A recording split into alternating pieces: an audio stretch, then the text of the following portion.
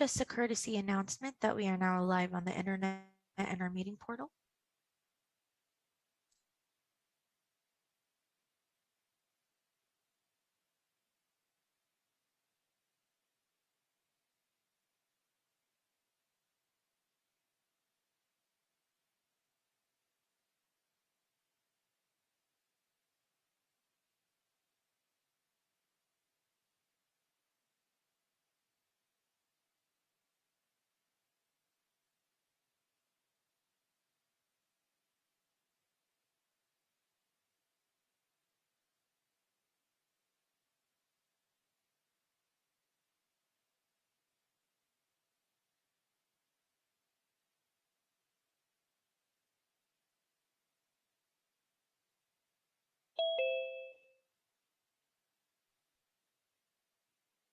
Hi, Javier. Can we do a mic check, please? Yes, good afternoon. Good afternoon. Thank you. Thank you. Hi, Tina. Can we do a mic check, please? Yes, sir. Good morning or afternoon. Good afternoon. We can see you and we can hear you. You're all set. Thank you.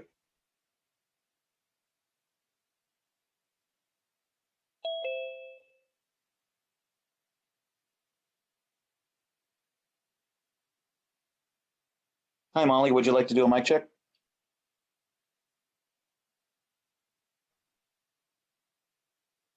Hi, good afternoon. Good afternoon. We can see you and we can hear you. You're all set. Thank you.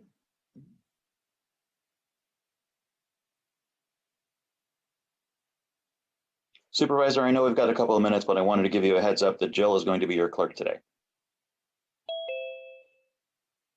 Thank you so much. You're welcome.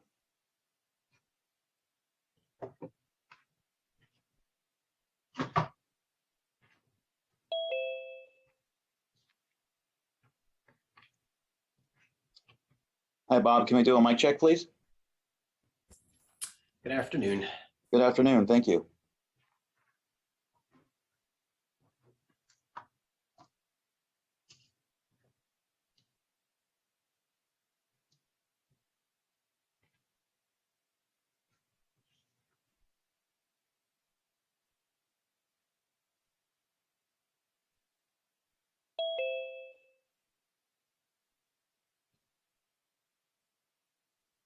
Hi, Casey. Can we do a mic check, please? Hi, this is Casey. Hello. We can hear you and we can see you. Thanks very much. Thank you so much.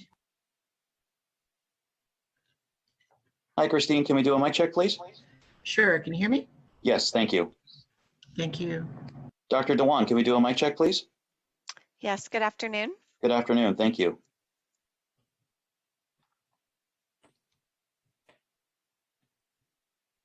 Hello, Judge Manley. Can we do a mic check, please? Yes, good afternoon. Good afternoon. We can hear you. Thank you. Bruce, can we do a mic check, please?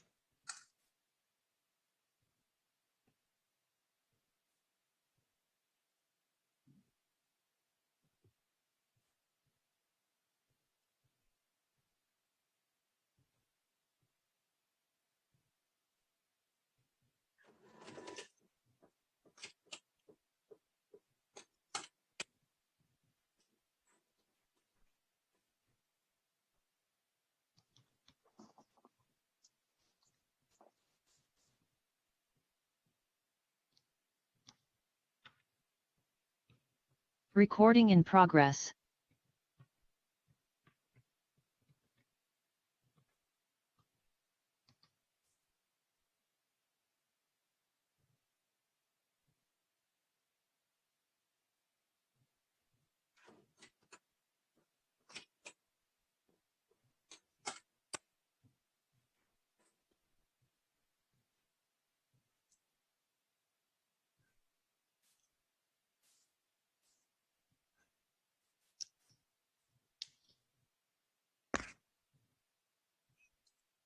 Madam Chair, just to let you know, we do have enough for a quorum if you're ready to start. I am. Thank you so much. Are you already recording? Yes, ma'am, we are. Oh, great. Thank you. Well, good afternoon, everyone, and welcome to our Reentry Network meeting for December 8th, 2021. I cannot believe we are already at December 8th. We're going to begin with a roll call. Thank you. Member Lori Smith. Member Lori Smith, absent. Member Bender. Member Bender, absent. Member Tomalinas. Here. Thank you. Member Zahner. Here.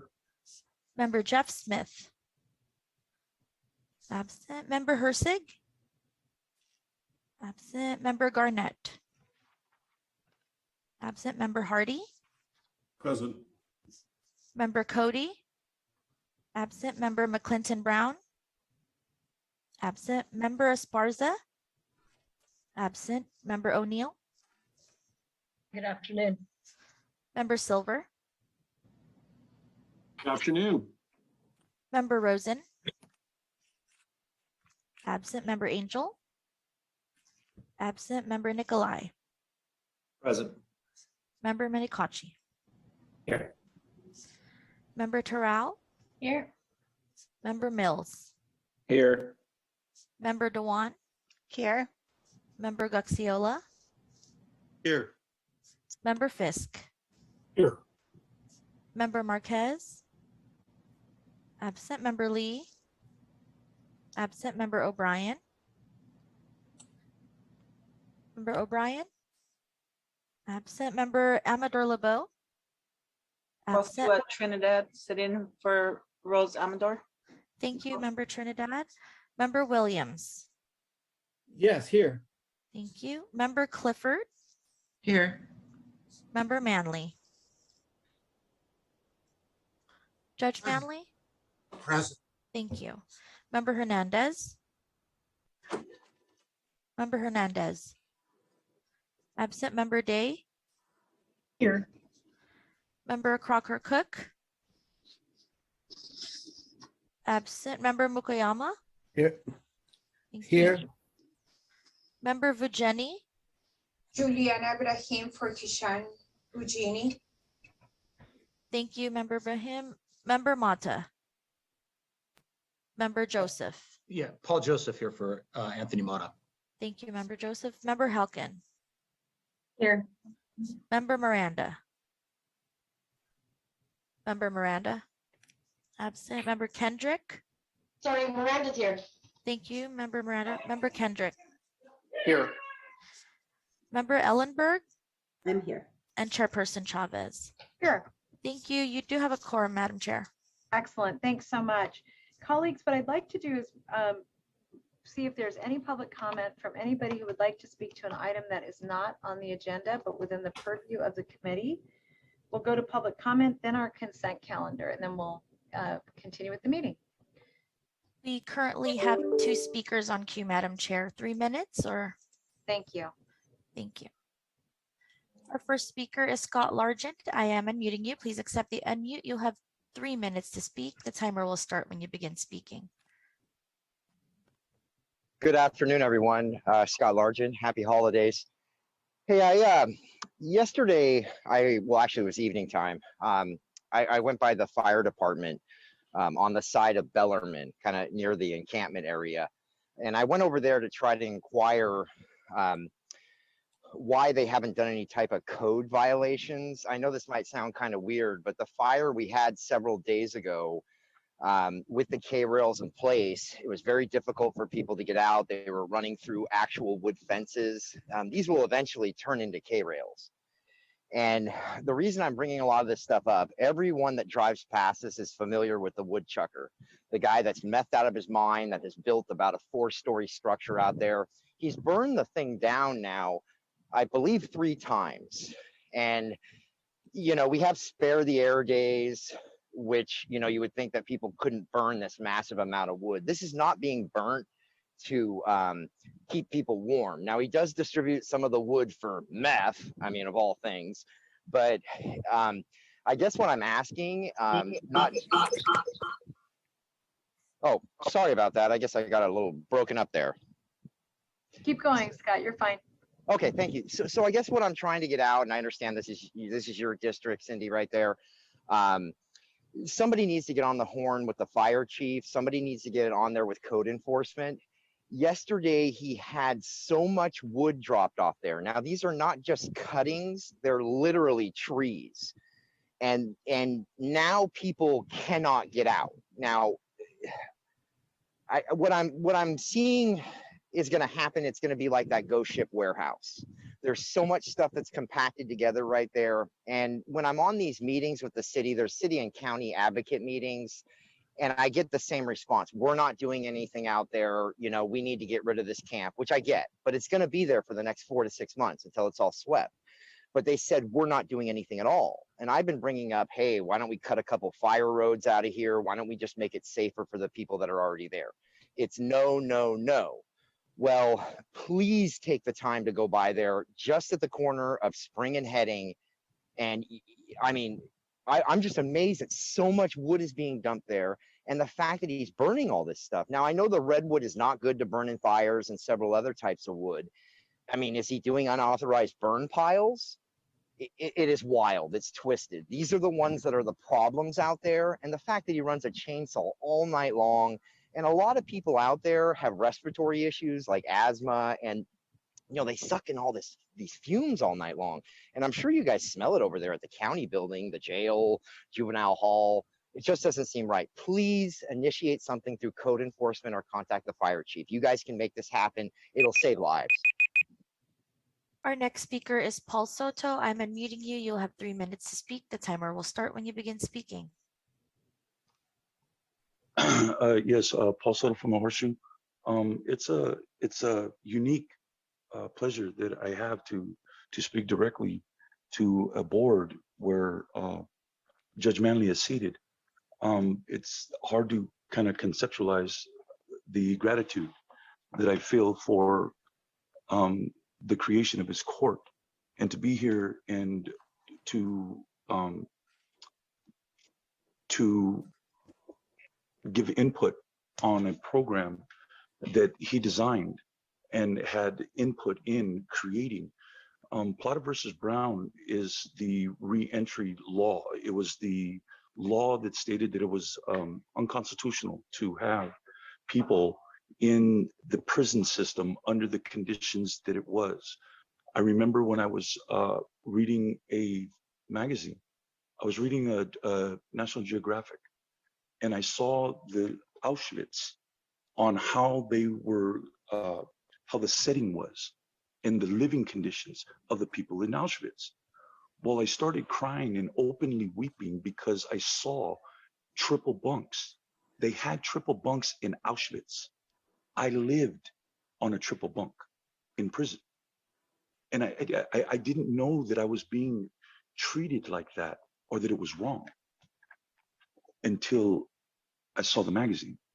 And so this was the beginning of my advocacy, because I knew that there was something wrong in the way that I was treated in there, the conditions that I was subjected to, and Judge Manley's court was a response to that.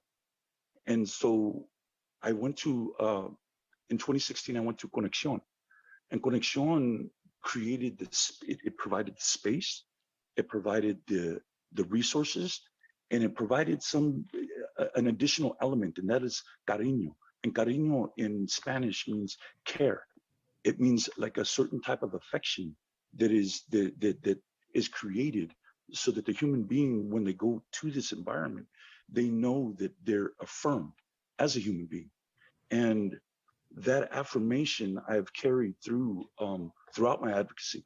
And I'm very proud, very, very proud of the work that I did with respect to removing the felon statute and letting this city know that manifest destiny and everything associated with it is wrong.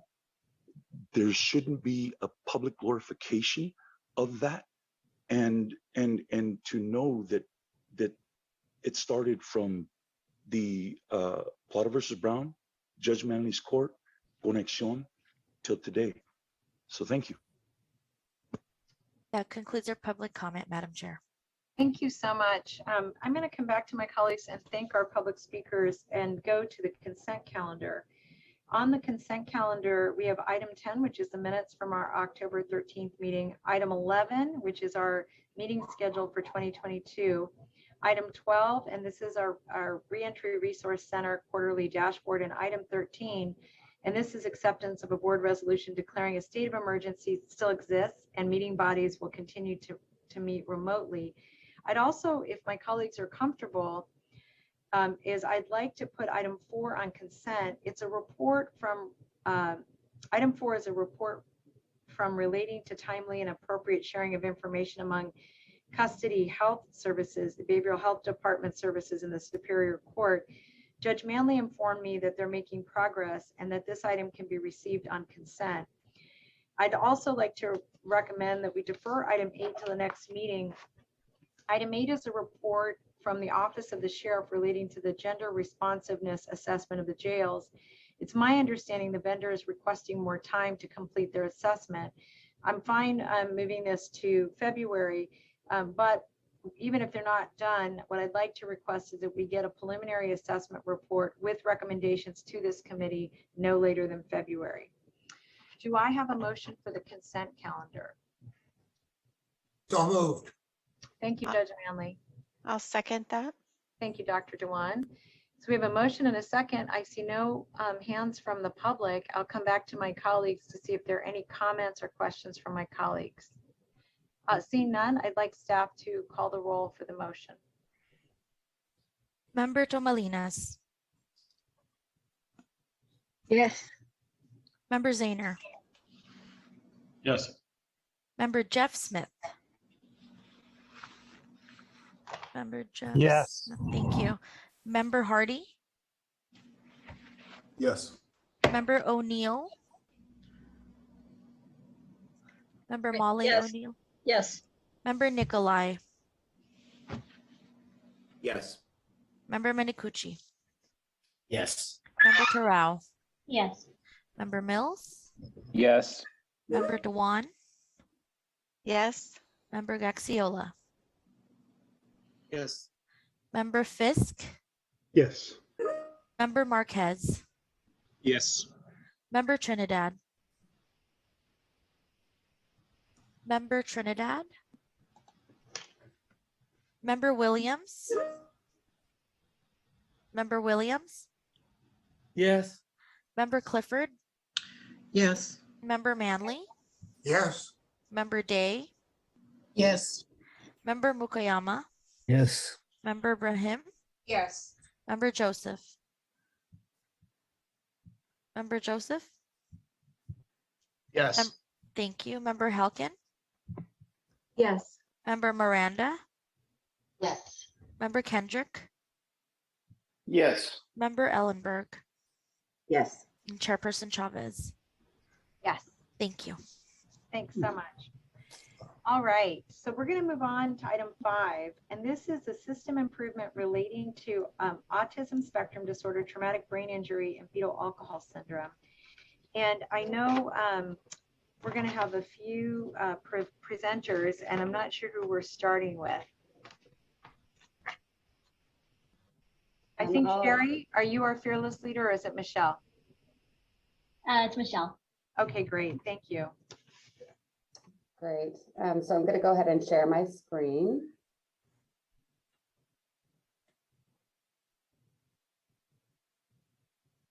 And if you can just confirm me or give me a thumbs up that you can see that. It's up, yes. Great, okay. So good afternoon, Supervisor Chavez, Supervisor Ellenberg, and members of the Reentry Committee. I'm Michelle DeLaCay. I'm the Director of the Office of System Integration and Transformation, and I work with all parties involved in the health system.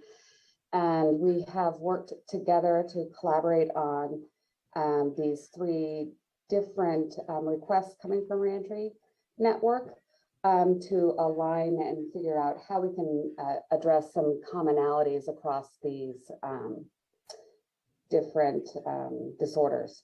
So we have partnered across behavioral health, physical health, and custody health services in a collaborative way to look more broadly at these issues. And we're going to have several of us presenting today, and we'll all be available for questions as we move forward.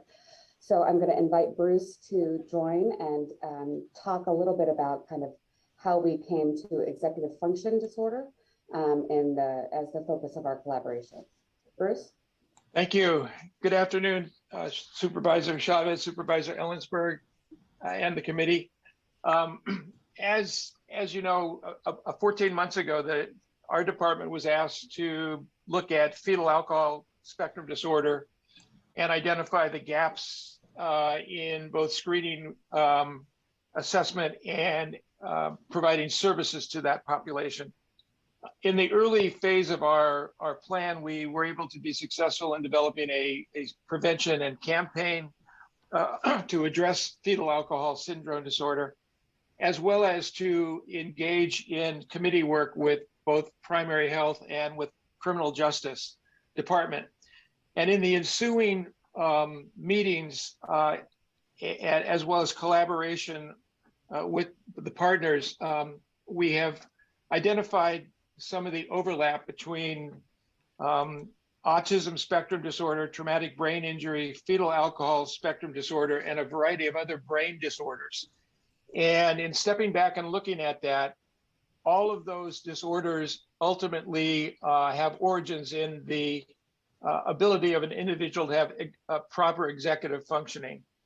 And executive functioning is a complex mental process and cognitive ability to use working memory, to have impulse inhibition controls, and to organize tasks, remembering details, and solving problems in a goal-directed manner. Having the ability to look at the long-term goals versus short-term goals. The ability to perform those complex tasks rely on planning and decision-making and delaying immediate rewards that allows for that longer-term planning and goal setting. Executive functioning then is a management system for the brain and really is the controlling agent that helps the individual respond to the external environment. Executive functioning deficits can be caused by alcohol use during pregnancy, differences in brain development, gene and heredity, learning disabilities, external traumas that can be either physical or emotional, such as traumatic brain injury or PTSD.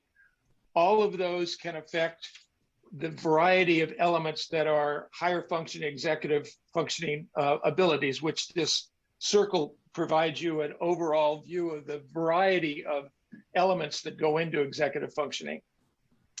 Next slide, please. There are four major types of executive functioning and self-regulations. The first is self-awareness, commanding self-directed attention, being able to look at one's own behavior and determine what can be done to change those behaviors that may have negative impact on the individual. Self-restraint, inhibiting one's reactions and behaviors, taking a longer-term view of what they need, a person needs in their life. Non-working verbal memory is really that learning element. As we go through life, we learn through mistakes on how not to re-engage in those mistakes and develop a guide to further behavior. Verbal working memory, which is retaining internal speech, the ability to communicate with oneself, to look at an element, to look at an external environment and make a decision as to what the appropriate behavior might be. Emotional, using words and images with self-awareness to alter an individual's feelings and reactions to the outside world, being able to communicate those emotional feelings can mitigate other negative behaviors. Self-motivation, having the ability to set goals, to restrict one's behaviors to meet those ultimate goals. And finally, planning and problem solving, finding new approaches and solutions to conflicts and problems that an individual has in their life. Next slide. So this steps back and really looks at a variety of elements that can affect executive functioning. And that can be an individual with adult attention deficit disorder, or hyperactivity disorder, fetal alcohol spectrums, intellectual or developmental disabilities, obviously TBI, autism spectrum disorders, mood disorders, behavioral health disorders, and substance use.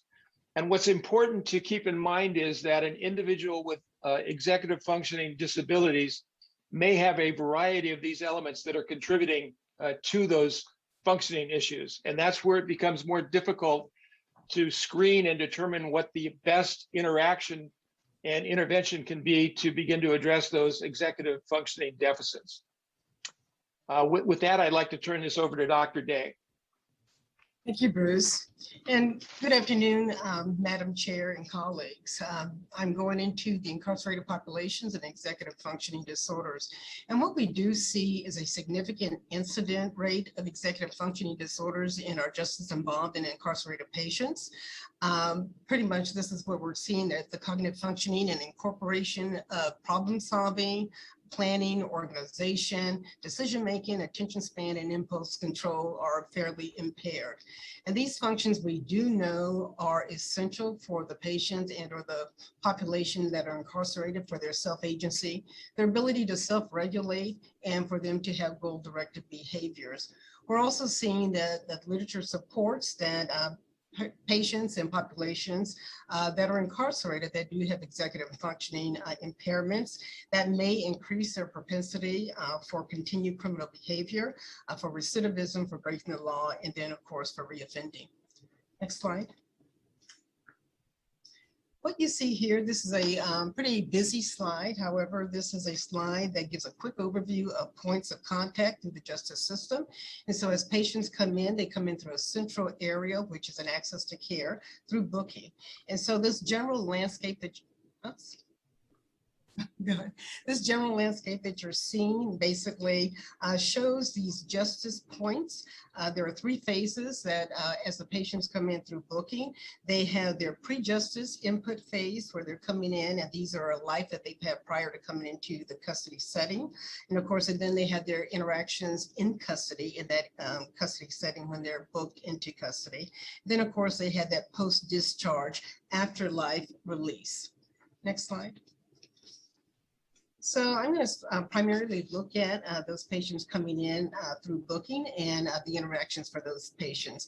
And all of these patients, once in custody, they come in through the same pathway, like I mentioned. They first go into a very comprehensive intake assessment. It's a two-tier assessment. It does mention on number 2, there's 15 questions, but there's 15 different categories that the patients go through in our screening intake process. And then depending on the screening, if it's positive or negative, the cognitive needs are assessed as well. And the individuals will either receive a referral, a diagnostic, and or behavioral plan with treatment. This is a comprehensive plan that is multifaceted and multidisciplinary that all colleagues, to include our custody bureau, are involved in. And so after that, if the behaviors are identified during that time in the system, the individuals will be screened for any additional testing and or additional needs. There are 2 points of risk that we look at. Number 1 is in the individual may be discharged at any time, and we do have a very dynamic release program here. And so the patients may be released at any time, which might prevent treatment needs from being identified early. And if another point of risk is if the behavioral needs are not identified, and then these individuals may continue to not receive support for their cognitive needs. We also have 2 points of intervention, and those interventions, of course, at screening and during the behavioral plan. The final potential point of treatment intervention is once the individual reaches the court. And so now I will hand it off to my colleague, Gabby, to take the next couple slides. Thank you, Dr. Day. Good afternoon, Supervisor Chavez and committee members. So I will be discussing main inputs with you today. So there's many factors which impact the input and risk for pre-justice involved populations. Pre-justice involved populations may have information or data available from the diagnosis input points, and you see all the input points listed below here under main inputs to diagnosis. However, data is not always available, does not translate across the different systems, or simply is not recorded. So many times we have to rely on the individual to provide this information. But as we know, many of our clients sometimes are court historians. Additionally, the individual may decline to sign a release of information, which means that custody health can simply just rely on what the individual is prepared to disclose. We also find this to be the case within our collaborative courts. Next, I'll be speaking about factors sorry, can we go back one slide? Yeah, thank you. Factors impacting input variability. There are additional factors impacting what information is available, such as social economic factors, access to care and diagnostics, insurance or payer type, substance use, co-occurring behavioral or medical, school support. One thing I really want to turn your attention to is age. Many of our individuals, when they're a transitional age youth, have access to additional services, but because they age out, they no longer have access to those services.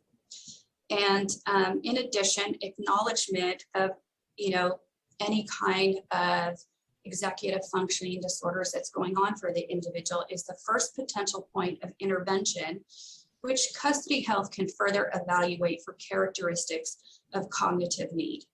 Next slide, please.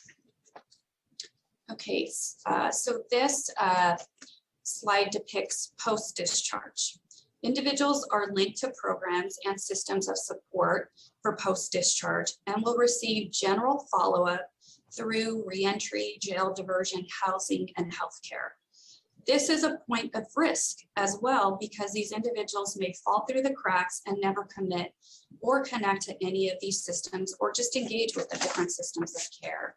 Additionally, there are a risk to compliance because, as mentioned earlier, post-justice populations such as socioeconomic factors, substance use, and access to care and diagnostics. We're going to next look at data for Santa Clara County to see incidence and impact of executive functioning disorders within our system. Thank you. I'm going to go ahead and transition over to Michelle DeLaCay from the Office of System Integration. Great, thank you, Gabby. So we're going to go into some of the data. This data was available in the report, and we are continuing to slice and dice kind of additional information as we are gaining more insight from this collaboration. So the first box there is looking at the traumatic brain injury and those related diagnoses that hit these three areas: emergency department, custody, or inpatient. So we looked specifically at how many people are hitting those particular higher cost utilization, typically are markers for potential intervention to alternately use other areas like primary care or primary behavioral health support. So in the TBI category, we have 1,934 that are using these high cost systems. Those 1,934 individuals for the time from November 2020 through the end of October 2021 had 3,374 emergency encounters, 2,807 custody encounters, and 830 inpatient encounters. Sometimes we look at inpatient days. In this particular block, we're just looking at encounters. For autism spectrum disorder, there were 340 with 438 emergency room visits, 74 inpatient visits, and 16 in custody. Fetal alcohol syndrome has a much smaller count with 8 with 13 emergency visits, 3 inpatient, and 2 custody.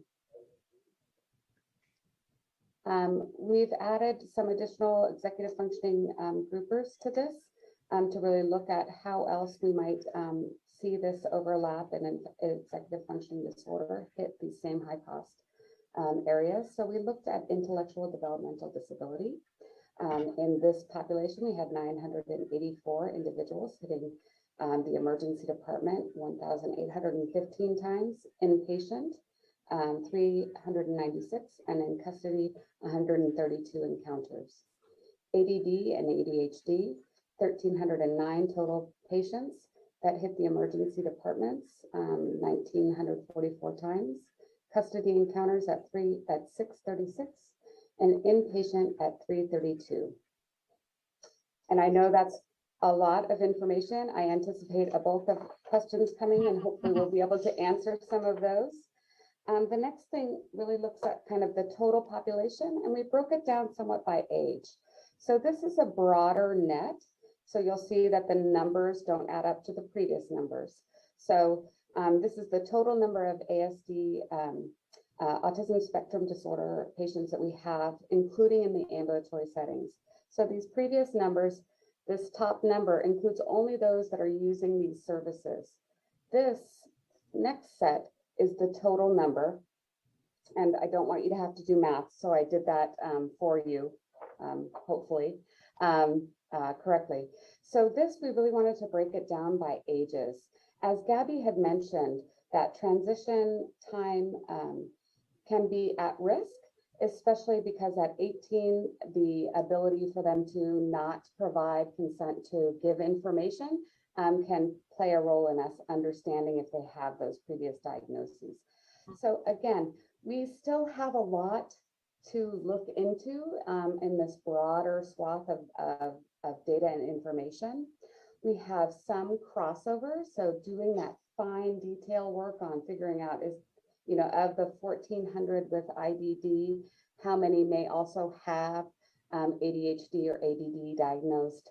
So really looking at that, we have been digging and will continue to dig into that, especially after we hear from this team where you think we need to look a little bit deeper.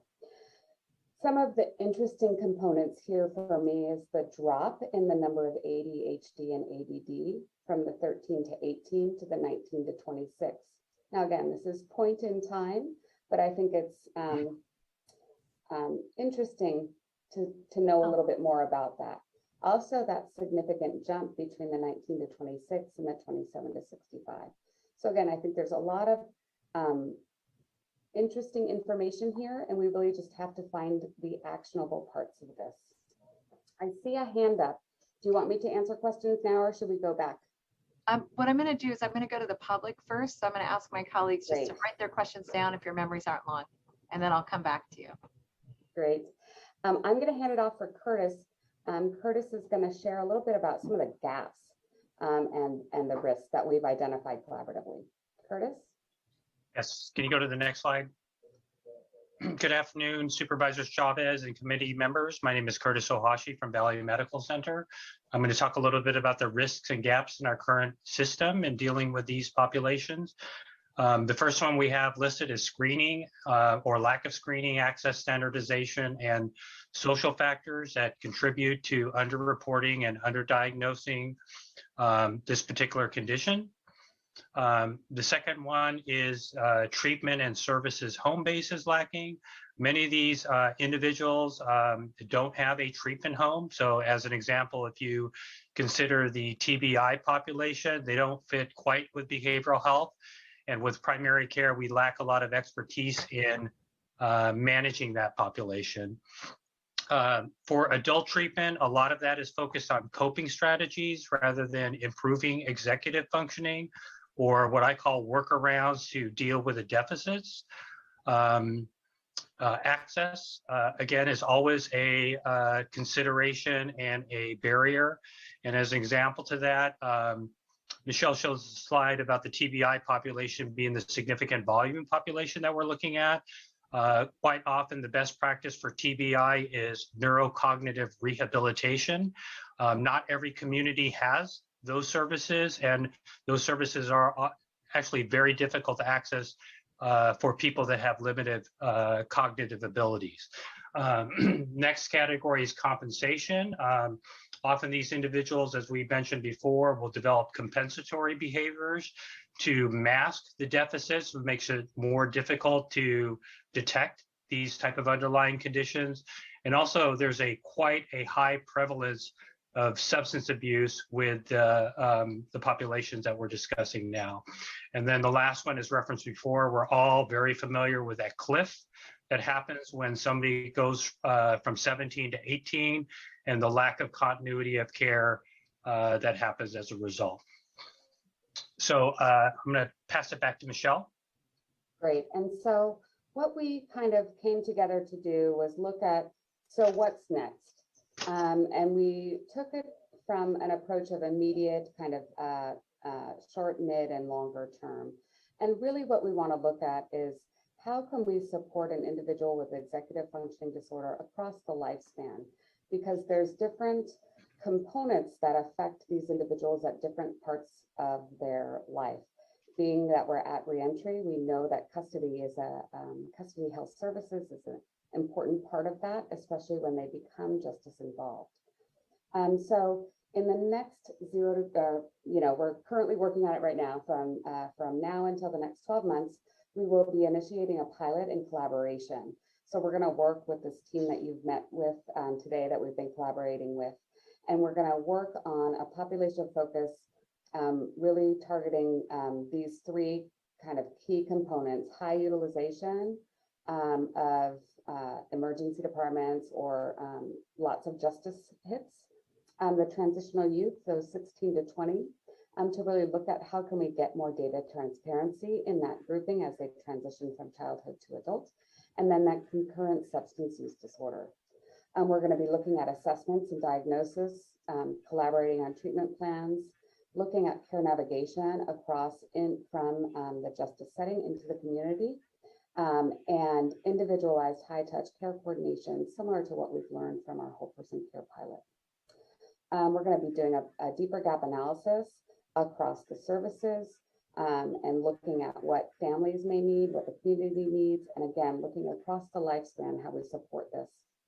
We're going to facilitate the creation of a bridge so that we can have a plan that carries with that individual from pre-justice into the justice system and after the justice system. So hopefully we get some alignment and understanding, and again, that transparency of what that individual needs and what has worked for them, and hopefully get that visible to the people involved in that person's life. We're going to connect to different programs as best we can.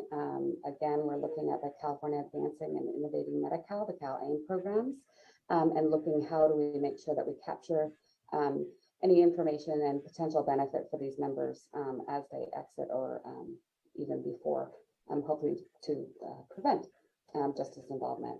And we're going to really collaborate with our financial teams to look at a pro forma, which would include a pilot expansion in fiscal year 2023 budget. In the 1 to 3 years, we're going to test and modify our approach. We're going to learn to really, from the pilot to the next level. We're going to look at scoping and scaling. We're going to start developing those community stakeholder groups to understand what the long-term programming and concepts might be, and also address further gaps, identify further gaps with the community. We'll develop a data infrastructure to increase access and visibility of the diagnostics. Again, it may be done pre-justice, but it's not in our system, and we're relying on self-disclosure and then the release of information to be able to gather that information to apply the plans in the justice setting. We're going to be looking at, is this something that we want to do for an external programming, or is it preferred to internalize as a county program? So all of that we'll be doing as we're doing the pilot scoping and scaling. We're going to plan for longer term needs, look really at staffing models and partnerships, and really consider a system for cognitive support and executive functioning across the lifespan. And then really think hard about, is this something that is brick and mortar, or is this something that we would really use as kind of a hub and spoke model, where we can reach out to where the patient is, whether it be in the pre-justice environment, in the justice environment, or in the post-justice environment, and make sure that we're connecting that individual and getting them the support they need. Longer term, we'll open a center of cognitive support and executive functioning, and provide a central hub for communications and links to all area of focus. Again, trying to really bring what the individuals need to them versus having it be focused on a brick and mortar or a provider centric. And then we'll look at how do we link and connect with all those different areas where there may be challenges for this community. So really looking at how do we bridge that gap when somebody enters or exits the justice setting, making sure that custody health services also has confidence that after their release, where their jurisdiction ends, that there's a net to catch them, and that we close some of those gaps that these individuals have been experiencing. Our focus is really three-pronged, really looking at the gap analysis, looking at that includes the data transparency of assessment and diagnosis and planning, really looking at the treatment team and provider and multidisciplinary education for supporting individuals across wherever they may be. We know that their medical home or their home base for healthcare may vary depending on underlying conditions. And we want to make sure that everybody knows and can see that plan and make sure they understand that they know how to support individuals with executive functioning disorders. And then really looking at the cognitive support plan implementation through this pilot and really leading to a program development again across that lifespan. And that now it is time for questions. Great, thank you. I'm going to first go to the public and see if there are any comments from the public, and that'll give my colleagues a minute to put their thoughts together. And I'll start with Dr. Whitgob when I come back to the committee. If I could ask, each speaker gets 2 minutes, and then I'll come back to our committee. Thank you. Our first speaker is Barbara Hansen. I am unmuting you. Please accept the unmute. You'll have 2 minutes to speak. The timer will start when you begin speaking.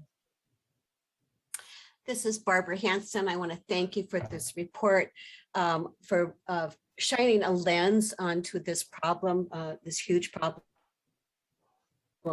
in our county. There's a quote, aerodynamically, the bumblebee shouldn't be able to fly, but the bumblebee doesn't know that, so it goes on flying anyway. That's how we feel within the collaborative. There are so many things we want to ask. 2 minutes isn't going to do it, but we'd love to know what that screening is. We'd love to know how you even came to any of these numbers at all. Remembering too that fetal alcohol syndrome is different. It's a subset of fetal alcohol spectrum disorder. The larger numbers lie in fetal alcohol spectrum disorder. Of course, all of this boils down to how do we treat, and we have particular interest in what the culture in the jails will allow for this knowledge about executive functioning. As a person who worked at juvenile hall, it was so helpful when I was able to tell people there is a disability here, and this is how you need to be with this individual. I want you to know that there are other counties that are taking this on, LA County, San Diego, so please use them as models. I want to inform you about the Federal Respect Act, which is to funnel money into states, and which we hope will trickle down to us. And also remember that FASD is not part of special education law. We want that legislation in California to start naming FASD as a category or under another category where it can get its full attention. This is the same with our regional centers. As you said in your report so well, there's no home. We have to change that also because the numbers of FASD are so much larger than any of the other categories. So thank you very much. I'd love to have some answer to the screening tool. Thank you. Our next speaker is Catherine Page. I'm unmuting you. You'll have 2 minutes to speak. The timer will start when you begin speaking. Thank you. And I'm going to just really echo a lot of what Barbara just said. We're both part of the fetal alcohol collaborative that's been working with the county for a little while now. And just a couple points and a couple questions. And this is a little overlap with Barbara, but really the numbers that you have for fetal alcohol are partly so low because there is no diagnostic capacity in the area to speak of at all. And that's the truth across the country, except for a couple isolated places. So in many places, they're going on this is probable fetal alcohol or likely fetal alcohol spectrum disorder. And so one of my hopes really is that this system is going to be able to flex enough to do the inquiry first of was there alcohol exposure? And we can talk about in the future ways to ask that tend to work. And then, recognize that all of those IDD and ADHD people listed, a huge percentage of them probably are fetal alcohol. And once you get a clue, not necessarily formal diagnosis, that this is fetal alcohol, then you can start to look for the underlying things that will not be evident through your normal screening and diagnosis. So we're looking forward to continuing the conversation. I guess the question that I have for you, among many, is would you be willing, do you think, to ask all of your incoming people about prenatal alcohol exposure? And with that, I will recede. That concludes our comments, Madam Chair. Thanks, I appreciate that. And I'm going to ask staff I know you took down those questions, so as you respond to the questions from the committee, if you could include those. Emily, I'm going to start with you, or Dr. Whitcup, sorry. You're on mute. Yeah. Can you hear me? Perfectly. Oh, good. This computer works now. Thank you for including me today. I had just a clarification question on the data of patients coming into the emergency rooms. Were those complaints specific to their developmental diagnoses, or were they for COVID or something else? We do not have the specific, we didn't look at that level of specificity. What I did do since that time is kind of break down between emergency psychiatric and emergency physical health, as well as inpatient physical health and inpatient Barbara Behrens. And the majority are in the physical health realm, but we'll be digging a little bit more into that, and we can look at those components as well, like chief complaint or something like that. That would be great, because I think that could be a big confounder in terms of, is that diagnosis really the cause of their emergency room visit, or if it's something separate, then we're looking at different systems going on. So thank you. Thank you, Emily. Christine, and then Supervisor Ellenberg. Thank you. I have a number of questions, so if I don't get to them all, I'll be rude and interrupt people later. But anyway, I'm just incredibly grateful for this report. As the adoptive mother of 2 boys, one of whom has FASD and both of whom have ADHD, living with and raising people with executive functioning disorders is a challenge. They find themselves in all sorts of different systems of care that either work for them or do not at all. And in the case of FASD, it's usually do not at all. So I'm really grateful for this look at the overall sort of look at executive functioning disorders. And as Dr. Page pointed out, one of the most common things you'll hear identified with people with FASD is ADHD. So FASD is just not well diagnosed or recognized. And so this brings me back to your 15-point screening. I'd really like to know what's on that 15-point screening and how it was made, who gives it, how it's scored, what's on it, and how does this lead you to identification of an executive functioning disorder. And then once a person, self-reporting, as we all know, is not very reliable, especially for a person who has executive functioning disorder. They're not going to be able to identify their needs because they have an executive functioning disorder. So I'm hoping that moving forward, if we don't already, we're going to be working at a more defined look at how we identify people who are coming into custody.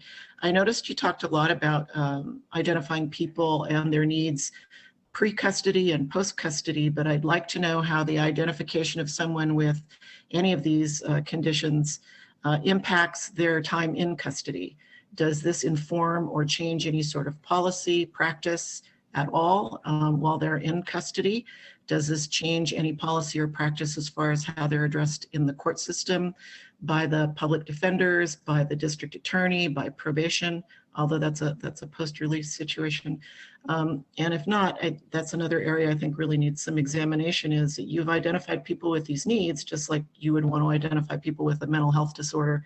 That would inform and change, hopefully, your training of your staff and how they're dealt with in a custody setting and the kind of programs that are made available to them. I think the other thing I'd like to know is how all these numbers were gathered. I think you touched on that briefly, but when did you start gathering this information? Does this take into, what history involved in how many years are we looking at people who've come into our custody settings. And as you're looking at the enters and exits and the gap in custody, I'd really appreciate it when you're looking at a team, a treatment team, that the staff in the custody setting, the guards, in addition to your medical staff, of course, is considered part of that treatment team and really involved in the help and the needs of the people while they're in custody. So right now, I think that's all I have. But thank you again very, very much for all of this. It's a great report. Rika, you have the answers to those questions, or do you need to bring up any of the slides? Sure. Did you want to start first, Michelle, with how you gathered the data? Sure. So I would say the data that we pulled is based on diagnosis codes, so ICD codes in our electronic health records. And we used a broad looking at our behavioral health program and our EPIC-based EHR that is used in both our hospital setting, our ambulatory setting, as well as in our custody health setting. So we really tried to take a broad look at the information that we currently have available in terms of diagnosis codes. So it's well understood that we have a gap. And I think that's really part of that data transparency that we're hoping to get, because we think there's more information out there, but we don't have individual access to it without that release of information. So we looked at 1 year.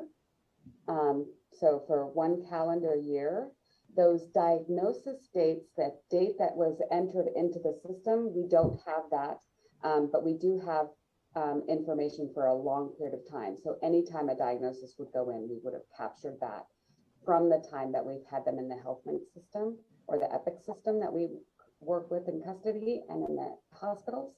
And then we've been using the infrastructure we've developed in partnership with behavioral health to pull from Unicare and from my avatar. So Eureka, I think that was my piece. The rest was all for you. Excellent, great. And thank you, Christine, for the questions. And let me clarify, the 15 areas that I talked about are all not just around these disorders. We also screen for, we have medical screening, social history screening, dental, mental health. We look at COVID, all the contagious diseases, mobility, hearing impaired, visual, speech and language, and then the category of cognitive disability. That includes the TBI, the intellectually disabled, ADD, ADHD. Fetal alcohol is not screened out per se, but we do look at the other areas to include autism.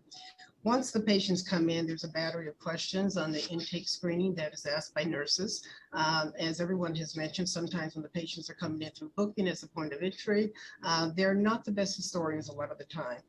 What hampers us in getting us collateral information is if that patient decides to sign a release of information. We are looking at ways how we can get that information in lieu of that, maybe to get information in and keep it as supplemental information rather than information is going into the medical chart. And so we're working with our county council to see if there's a way to do that. Once the patients come in, we do screen them. When we have those screenings, then we can also send them for a referral. The referral goes to our mental health team to include psychologists for a different battery of tests. They will take a look at the patient. They try to do testing of them. Some of the patients can't sit through the batteries of tests that early on. So a lot of the screening will give us that, basic information, and then it will be followed up once the patient goes through classifications and booking, and then go into their respective housing and get their clinical teams. Once that's done, if the either testing comes back and or the behaviors are observed to be putting that patient at risk and or vulnerability, they do go on what's called a cognitive support plan. All of this is part of our consent decree as well. And this is a multidisciplinary team. And as you mentioned with our custody colleagues, they are part of that team. And so the cognitive support plan actually is a plan. And I'll just read what we have on this plan. Is the purpose of the cognitive support plan is to identify patients with cognitive disabilities. These might include developmental disabilities, brain injuries like TBI and or acquired disabilities, autism spectrum, ADHD and ADD. We do Connor screenings as well. And the goal of the plan is basically to identify appropriate accommodations for the patients, to primarily keep them safe, to put precautions in place for them to allow them in the least restrictive environment as possible. This is a team that meets, and there's certain different categories that we look at for the patients to include what are the required supports that they need to be successful and to participate at the highest level of their functioning. And then we will basically identify what those supports are and who's doing those supports. That may be a combination of either nursing, it may be custody colleagues in the housing area, it may be part of the nursing helping with ADLs and getting the patient basically from one point to another. And it also may be just, checking in with the patient to see how well integrated they are in the day and if they're needing any other assistance. There's an area about reading and writing and interpretive services, and reading and writing if the patient needs assistance with any of their reading, writing, letter writing, any helping them with grievances, helping them understand what any of the legal communications that they may have. And then that's broken down to who will do that. And so we have areas for custody, for instance. I'm just looking at a plan that, just to give you an example, the custody colleagues may be responsible for helping the patient understand the rule book, understand PREA, review any signage in the unit, understand the commissary list and how to order items, and then also understand how to submit a white card. And a white card basically is request for services, and they may even help them write that out. Ongoing assistance with nursing may be, for instance, on reading and writing to make sure that the patient understands the white card, how they're scheduled to see doctors, how they may have when they're scheduled to see certain just different disciplines in-house, and what times those are. They often do a lot of prompting. They will remind patients that they have appointments. They do quite a bit of engagement with the patients. There's also prompting around attendance with appointments. There's prompting around daily activities. There's prompting around reminders for, if they have to, basically go to chow, if they need to take showers, that type of thing. We also have, I'll just name a couple of other areas that's included. Oral communication, again, and this is all individualized. So each patient has an individualized plan. So this is not a canned plan. It's not something that we just lift the language and put on every plan. So this is individualized per every patient, depending on what their needs are. And so around oral communications, and a lot of these patients, they need additional prompting. They need additional time to either do an activity and or respond. And so some of those that, when we have these plans, everybody has this plan. And so, for instance, if a patient needs assistance, or they need more time to process, or they need to speak, we need to speak more slowly.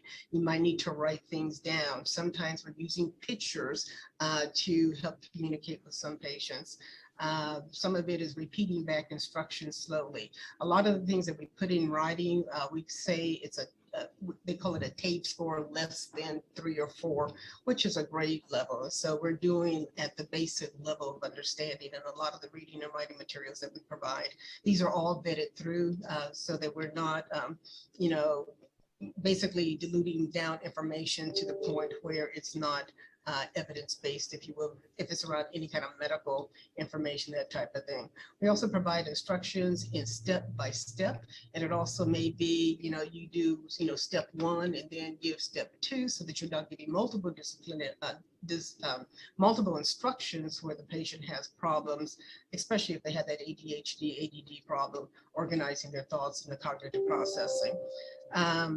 We have communications that occur sometimes in groups. They're doing communications individually with the patients. And then we are looking at, we haven't gotten there yet, but we're looking at having like a buddy system. Other organizations that I've worked with had a buddy system assigned. We actually had patients where they worked with the patient throughout the day. Around ADLs again, and I mentioned that again, where we assist the patient in prompting them to remember to shower at least 3 times a week, prompt them for, just basic needs like brushing your teeth, changing your clothes, helping clean their cell areas to keep them tidy, and then also help them with, laundry and exchange of laundry. Victimization and self-advocacy is huge, of course, around PREA. So we're making sure that these patients are continually in safe environments. We ensure that all disciplinary infractions happen around them. If there's any, safety issues for these patients, And then they're continually monitored for victimization. And all staff are responsible for that. So this is not specific to just custody bureau, but all staff are responsible for the vulnerability of these patients to make sure they're safe and they're not put in harm's way with other higher functioning patients. Social interactions, we help, include them. And again, I mentioned earlier that we assure that the patients are in the least restrictive environment so that they have the opportunity to socialize with, just the general population if they're in that population, but that they have the opportunity to socialize, and then we assist them in doing that. And so some of the social interactions may be helping them engage in programming, maybe even sitting in groups with them, helping prompt them, and then to give them the encouragement to participate and guide them through some of those processes. And then of course, behavioral skills and coping, helping, teach them to self-modulate. There's a lot of different behavioral tools that you can use to help patients learn how to self-modulate and self-regulate. The critical piece of this is that everyone's doing the same thing. And so when these things are written down, we share those across. So custody is practicing the same type of techniques that the nursing may be practicing, that the physicians are practicing if they see them, so that this permeates throughout the patient's course and care. And so those are some of the things that are on the behavioral plan, and this is a cognitive plan. And I will say that this plan, we do codify this. And when I say codify this, that everyone involved needs to sign off, and I have the signature sheet. So everyone signs off on the signature sheet to not only know what the plan is, but to hold it accountable. And this is a plan that sort of transcends every shift. And so it's not particular just day shift or evening shift or night shift, or just, through the week. It also follows that patient during the weekend. So those are the kind of things that we do. We do provide the training. We have de-escalation training. We have trainings at the behavioral health. We have some mandatory trainings that goes on throughout the year for both custody bureau and custody staff. And then of course, trainings around, de-escalation techniques, self-regulatory techniques, those type of things. So that's what pretty much what we do. And this is, we did just enter into a contract through our custody bureau. We work together on this. We are having Catholic Charities will come in too and work with these patients. And so we've had meet and greets with them. They will be coming in. We've had the patients identified. So they also will be part of that social arena, if you will, assisting the patients, primarily when you're, weekends and those type of things, helping them with commissary, reading letters, writing letters, that type of thing. Thank you, Erica. I'm going to go to Supervisor Ellenberg, Manley, and then back to Christine. Thank you so much. And Dr. Day, thank you for all of that information. I found that to be fascinating and far expanded my understanding of the work of custody health. Really appreciated that. The question that I wanted to ask was actually to Michelle, in focusing on the pre-justice environment and the Center for Cognitive Support. Can you tell me what is the current or planned engagement of disability supports or advocacy organizations in the development of the pilot and an implementation plan? And I'm thinking about that because the county, we're busy ramping up an Office of Disabilities and just want to make sure that everyone is having the same conversations. We'll reach out and find out recommendations for those connections. Right now, we're really looking at, again, finding some key members that can bring some insight from broadening the scope a little bit beyond one diagnosis and one particular home, and looking at how do we look at this across the lifespan and independent of where they are. And so I think right now we're really wanting to do some deeper dives, looking into those things, and we could bring in community input earlier. I think we're going to need a little bit of time to dig a little bit deeper to find out why we have that mismatch. I think one of the public comments talked about the diagnosis capacity for FASD, and I think that's important. because the research is showing that we may not be capturing all of this information. And again, really diving into some of our folks that are hitting these different areas, and really looking at what's happening and understanding that a little bit better from the current state, and targeting some components to try and intervene, make sure that we have a plan that happens pre-justice, and take that through the justice system, because if it worked for them in the community prior to the justice, we want to incorporate that in the justice setting. If we start any plans in the justice setting, diagnoses, assessments, if that is then halted at discharge, we want to make sure that we carry that through. We want to make sure that this is connected more with the individual through that process, versus we have something happen here, then it changes and something happens here, but that continuity is one of the significant gaps. And so, Michelle, can I just interrupt? Yeah. Can I just interrupt for a minute and say two things? One, I'm going to have to ask all of you to kind of tighten up your responses. Yes. Two, I think what Supervisor Ellenberg is making sure of, and I think I'm going to direct this to Dr. Smith and Miguel, that the work that's being done on the disability establishment and that body of work be connected as early and as soon as possible to this body of work. I think that's the point that Supervisor Ellenberg's raising, and I think it's right, and that could be done with staff and community, or primarily making sure that we have the staff that's going to be helping establish the office much more aware of the work that you're doing. Great.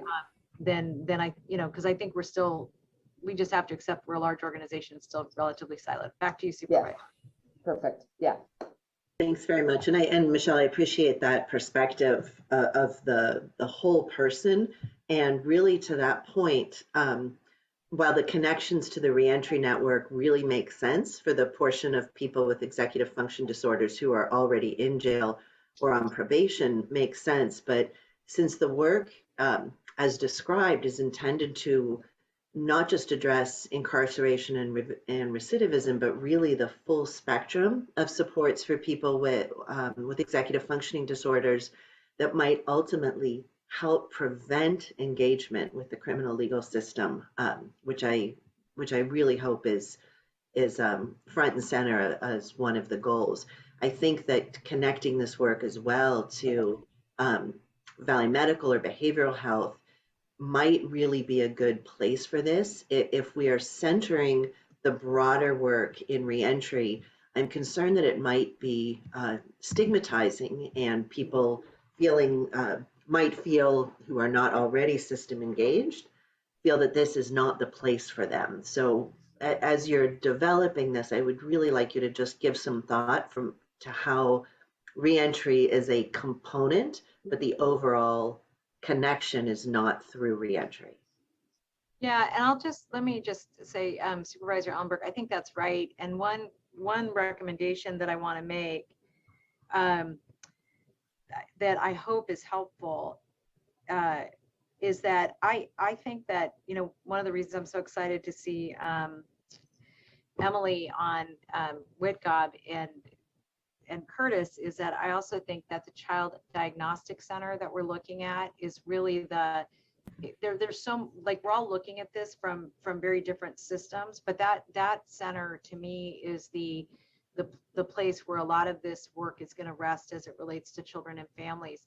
So one recommendation I would make is that that perhaps through Emily's work, that we get a report out sooner rather than later to Children's Family Seniors on the Child Diagnostic Center as soon as we can, because I agree with you. I feel like I'm watching a barbell, and we're developing two components of it, and I want to make sure they're connected.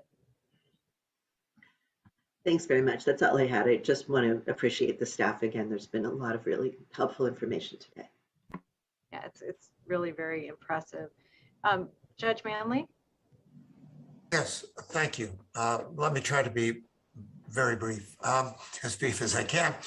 I have noted in the past few years, there has been a dramatic increase in the number of individuals that we see who have TBI. or other cognitive impairments.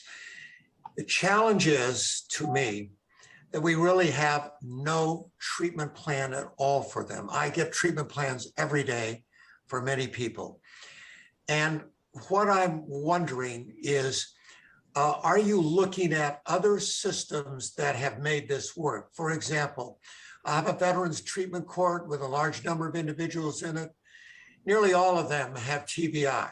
The Veterans Administration has a close relationship with Stanford Medical Center and Stanford Hospital to deal with the TBI issues. And it just seems to me, and it has frustrated me over these years, that we have no connection with our own hospital system for indigent individuals who are caught up in the criminal justice system. And I really think that that needs to be looked at, because we don't have any alternatives now at all. And so we are simply putting people out into treatment that is not meeting their needs. The second thing is, I think it's very important that everyone understand that you've got to build in a system. This is, and Dr. Day describing what goes on inside the jail. You can see how comprehensive and complex it is, but we don't, once people are out of jail, they need to have a navigator, somebody. I see people every day, they don't understand what they're being asked to do. They don't understand because they cognitively cannot put this all together. And we really need to have that issue addressed if we're going to keep people out of jail and not have them come back. And finally, I have just one quick question, because it would sure help in the work we're doing in the court. Is it possible to have a neurological examination while someone's in custody, and how long does that take? Because I do not like to see people simply warehoused while we wait for week after week after week to find out if there was ever someone looking into the cognitive impairment. And so I simply do not do that and release the individual into the treatment that we have available. Thank you, Judge Manley. I would say your points are well taken, and we are looking at addressing several of those components that you bring up in light of kind of Supervisor Chavez and Supervisor Ellenberg's comments about the barbell and making sure that we decrease the silos. We have concurrent work on navigation. We have concurrent work on whole person care and broadening that. So there's some work on that. And I would say that, that's why we really felt this was important to take not from a siloed approach, but from a collaborative approach, looking at the system of care. Assessments are long. And that's one reason why we really want to increase the data transparency so that we get the assessments that might be done. Michelle, how long are they? Huh? How long does it take to do a neurological? I would look to, hopefully to Curtis, my own experience, I think it can be, 4-hour sessions. Yeah. I'm seeing some other people nod, but they are long. So 4 hours? Multiple days. It can take longer than that too. Yeah. And again, when we're doing testing, and a lot of times we have done just in the last 6 months over 400 to 500 consults for testing on some of these patients. And however, you have to meet them where they are. A lot of them cannot sit through the battery of testing for long periods of time. So then you have to break it up. Sometimes you'll start the test and then they refuse. So Dr. Day, again, I'm gonna ask people to be as crisp as we can to help people understand. But the point you're raising is that that I think is really helpful to understand is that on average, it can be a 4-hour test. But Dr. Day, your point is well taken that depending on the capacity of the individual, that could be multiple days. I would say the average is probably more like 8 to 12 hours. 8 to 12, and then the write-up. Is that accurate? Okay. And then you write it up. And 500 of them, pardon me, and 500 of them have been done in the last year? We've had just testing in general. Neurological testing, however, we don't have neural trained psychologists that are certified to do that training. You need to have a certain certification, although we can do some, but they can't do the full battery without their certification. Okay. So I'm gonna, folks, I'm just looking at our agenda, and what I'm gonna do is I have you all until 4. I'm gonna just, warn the folks doing our work plan number 9 and number 7, which I actually really want a pharmacy in the jails and at the Office of Reentry. So I'm just going to put that out that we're going to hear that in January. So those presenters and colleagues, I'm going to ask that we just hold those over 7 and 9 so that we can complete this and then go to item 6. And I appreciate the robust discussion, which is why I'm moving this. So we don't want to shrift this because we've all been thinking about it for a long time. So I apologize, Dr. Day or Michelle, I'm not sure who I interrupted, but if you could complete your answer would be great.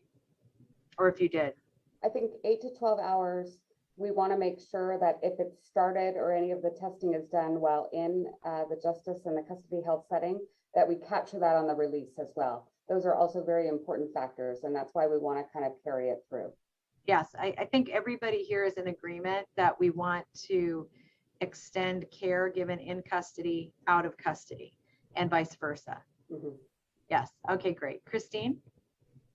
Well, a couple things. First, I did want to thank you for putting the caveat on the FASD information that says that the CDC recognizes that probably 5% of the population is impacted by FASD, and therefore, if you translated that into the population of Santa Clara County, you're looking at about 100,000 people.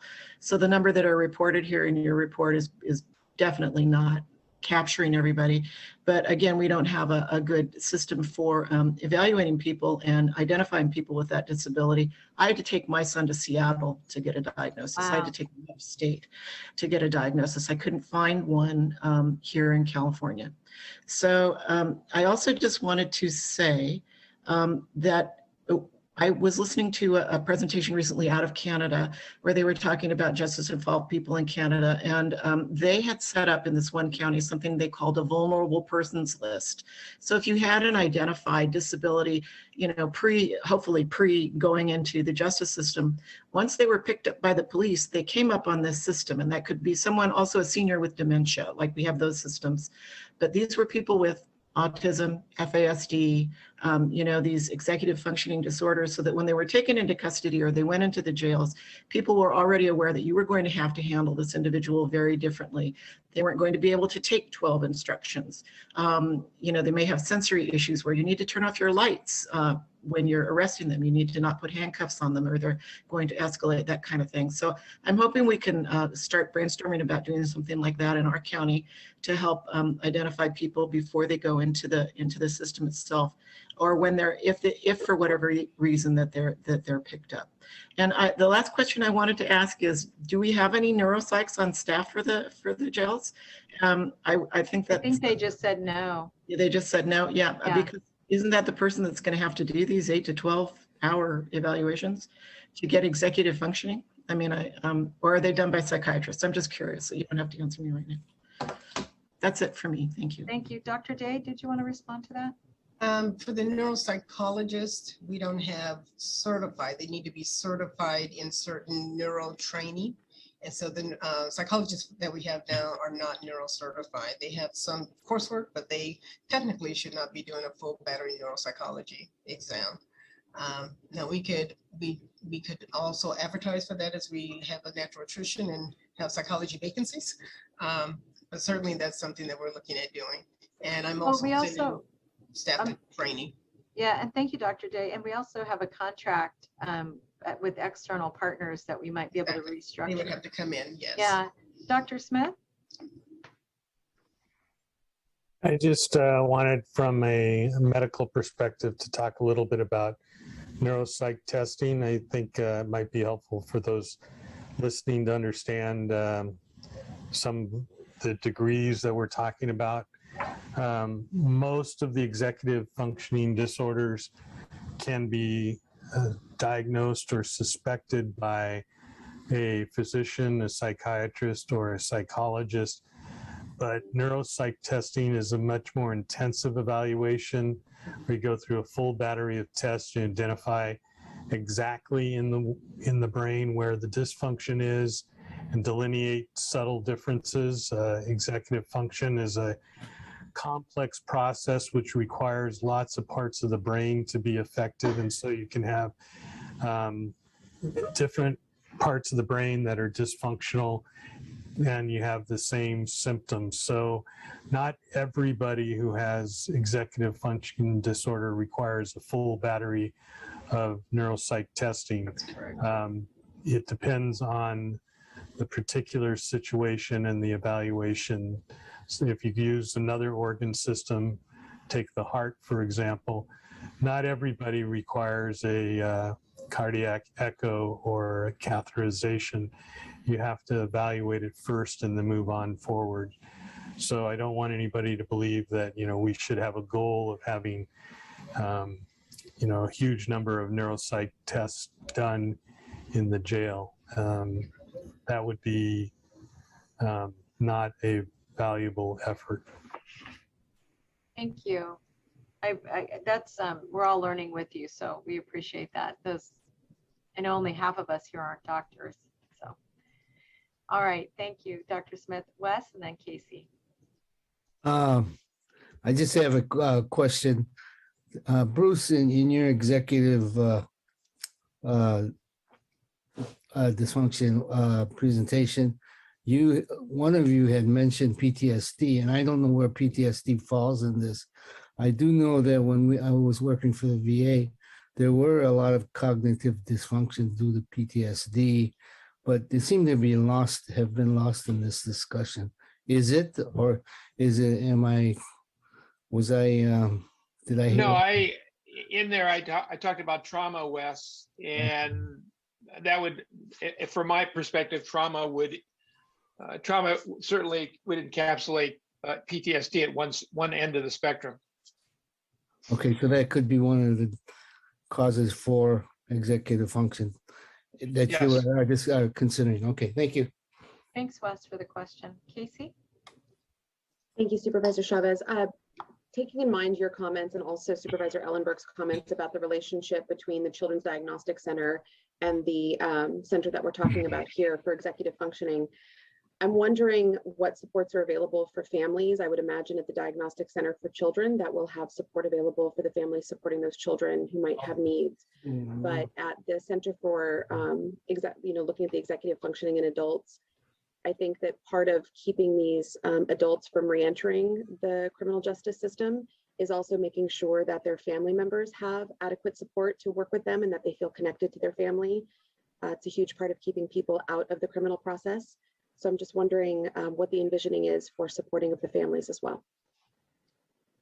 Yeah, I'm going to jump in, and then I'd love to get Dr. Ohashi and Dr. Day's thoughts on this. One is that we did a contract some time ago with NAMI, and part of the goal with NAMI was to connect parents right away who would have a little more training and understanding of how the jails actually work in particular, and to also create a warm line between the jails and the families.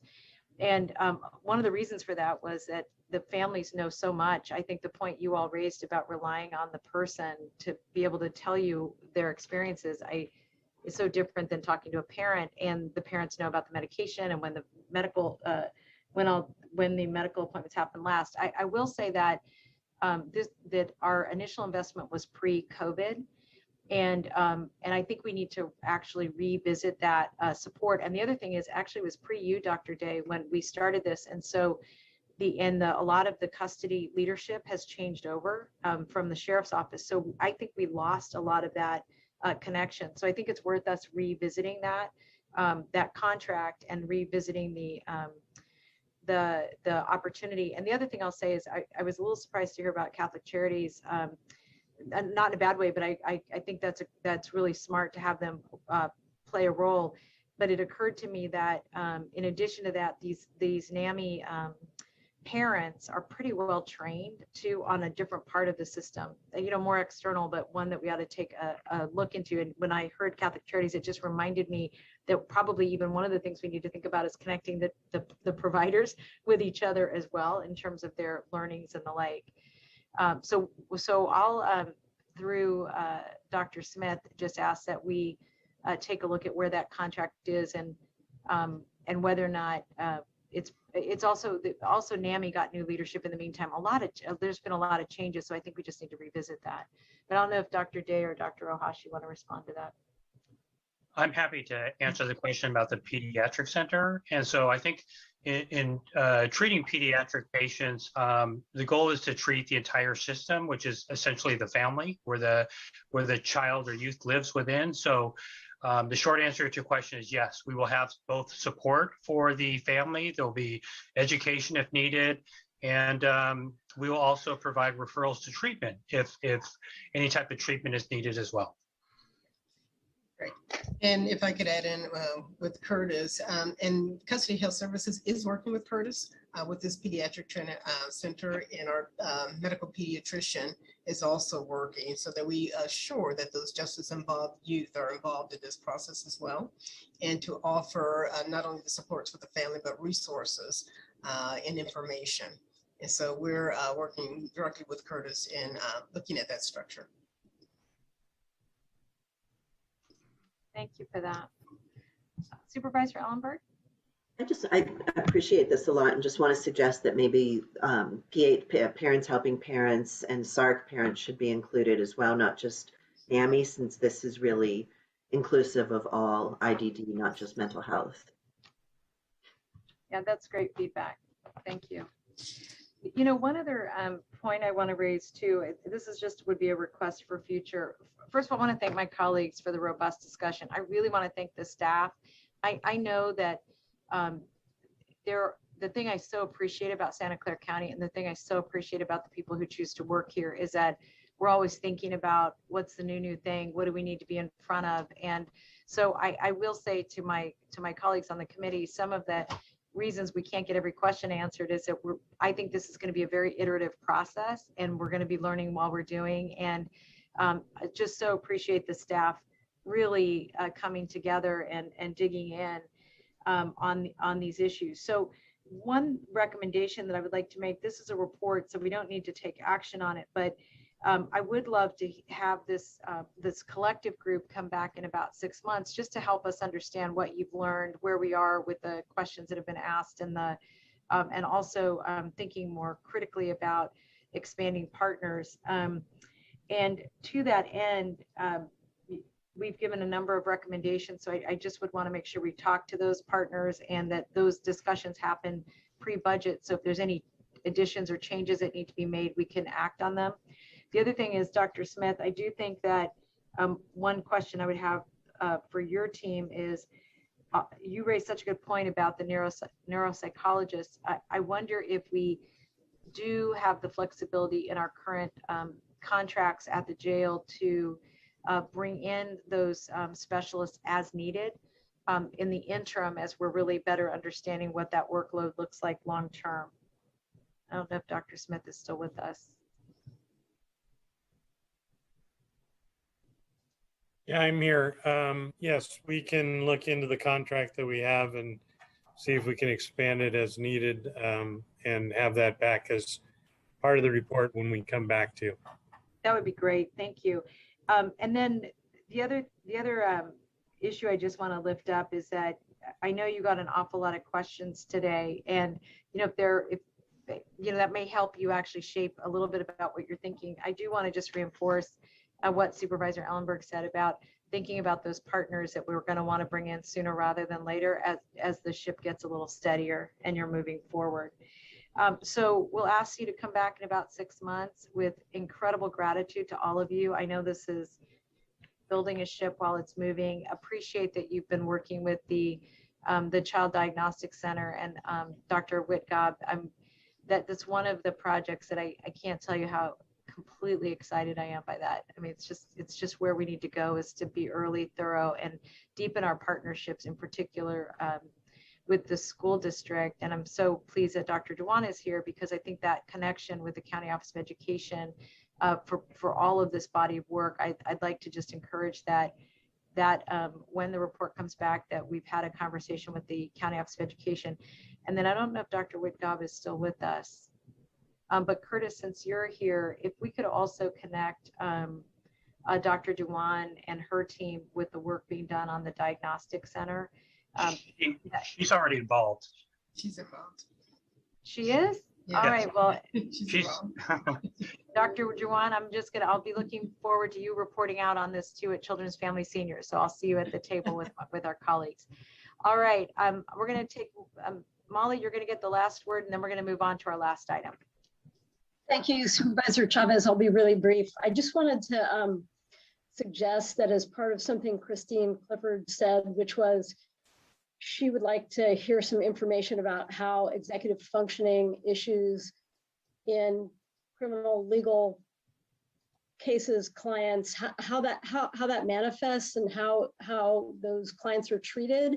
I think it would be interesting to have pretrial probation, public defender, the DA, and the court talk to this group if there was interest about kind of the way the system deals with clients with those executive functioning problems. And in particular, it's a double-edged sword. So it's mitigating, right? Because a person with those executive functioning issues are not legally culpable in the same way. It's also gives pause to bench officers when making sentencing and release decisions. If a person is impulsive, then there's concern from the judge about behavior in the community. So I think there's a lot to say about it. And I just wanted to acknowledge that Christine brought it up, and we have enough experience collectively, we could probably speak to it. I think that's great. Molly, do you mind convening that group and then letting us know when you can come back and report to the board? I mean, to this board? That'd be great. Molly, thank you for the idea. That's right. That's a really good body of work for us to better understand. Thank you. Thank you. All right. So with that, we're going to move on to our last item on our agenda today. And just one point that Maya wanted me to raise is on our work plan. It's in your packet. So if there's any feedback you want to give, any ideas you want to place on our agenda, if you could communicate with me before we have our next meeting, would be great. With that, I'm going to turn now to item 6, which is our Mission Street Recovery Station update. And I think, Javier, am I turning this over to you? Yes. Good afternoon, everyone. Chairperson Chavez and members of the Reentry Network. Javier Aguirre with Office of Reentry Services. I am sharing my screen. Can everyone see the screen? Yes, thank you. Yep. Okay, perfect. So this is just an update to the Reentry Network on our efforts providing and supporting the Mission Street Recovery Station. And along with me at this meeting is also some of my colleagues, Bruce Copley with Behavioral Health Services Department as well, to answer any questions. In regards, as just a reminder, the Mission Street Recovery Station is located at the Reentry Resource Center, and it offers sobering and mental health drug triage services 24/7. And we serve and we receive referrals from all law enforcement agencies in the county, behavioral health service providers, EPS, and the county's 3 hospital departments, emergency departments, and the Reentry Resource Center via the Homeless Healthcare Program mobile clinic and custody health. And as of this report, we've seen about we receive about 3,400 visitors. That equates to about 1,900 unique individuals. And then the clients served, a majority are referred by behavioral health services, EPS, and the providers, and then followed by 38% by our law enforcement agencies. And then in terms of the makeup of the individuals that come to the recovery station, majority are between 36 to 50 years old, male, and either Hispanic or Latino. And just in terms of the Hispanic and Black population being booked twice the rate at the general makeup of the county population, the sober center of the recovery station is still not serving the similar rate of Hispanics entering the criminal justice system. So in your report, we are addressing some questions that came up at the last Reentry Network meeting of October 13th. And one of the questions was regarding jail booking. So if an individual is booked at the jail and then released, could the sheriff or custody admin booking bring that individual to the recovery station. And I reached out to our county council, and once the individual is cited and released, the county no longer has authority over the individual. So we can only recommend or refer the client to the recovery station. So for example, custody health, well, not custody health, but admin booking, when they release the individual, they could call the recovery station and say, you know, this individual can be referred to the recovery station. Recovery station staff can either arrange the pickup of the individual or can give them up to an hour or 2 hours to come to the recovery station. So again, when an individual is cited and released, we no longer have the authority over the individual, but staff can encourage the client to seek services at the recovery station or at the Reentry Resource Center. Another question that came up at the last Reentry Network meeting was the linkages and individuals, clients assessing services upon discharge. And we, just a reminder to the committee here, the individual that is staying at the recovery station can stay up to 23 hours, 59 seconds, 53 minutes, 23 hours, 59 minutes. And the average length of stay has increased. It's about 13 hours. The individual remains at the station, and that allows for stabilization and service linkages to services.